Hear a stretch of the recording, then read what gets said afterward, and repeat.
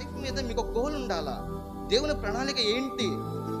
దేవా నా మీద నీ ప్రణాళిక ఏంటి ప్రభువా? నన్ను ఏం చేయాలనుకుంటున్నావు? అది ఇప్పుడు ప్రార్థన చేసాము, లెగుస్తున్నాము, వాడు ఏందో పుస్తకం ఇచ్చాడు, వీడు ఏందో పేపర్ ఇస్తున్నాడు, అటు చదివి ఇది రాస్తున్నాము. పాస్ అయితే ప్రైజులాడు, ఫెయిల్ అయితే మనిషి కనపడరు. ఇదే నా జీవితం. అసలు ఏంటి? దేవుడు నిన్ను ఎందుకు ఈ భూమి మీద నిలువబెట్టాడు? నీకు దేవుడు ఇచ్చిన లైఫ్లో నీ అచీవ్మెంట్స్ ఏంటి, నీ గోల్స్ ఏంటి? వాటి గురించి ఒక్క నిమిషం ఎప్పుడైనా డిటర్మిన్ చేసుకొని ఆలోచించుకొని, నేను ఏ రీతిగా వెళ్తే నేను అనుకున్న గోల్ని రీచ్ అవ్వగలను అని ఎప్పుడైనా ఆలోచించుకుంటున్నామా? మన గోల్స్ మీద మనం కాన్సన్ట్రేషన్ పెట్టలేకపోతున్నాము. అదర్ డైవర్షన్ చాలా తీసుకుంటున్నాము. ఆ అదర్ డైవర్షన్ వల్ల దేవునికి దూరం అయిపోతున్నాము, సన్నిధికి దూరం అయిపోతున్నాము, సహవాసానికి దూరం అయిపోతున్నాము.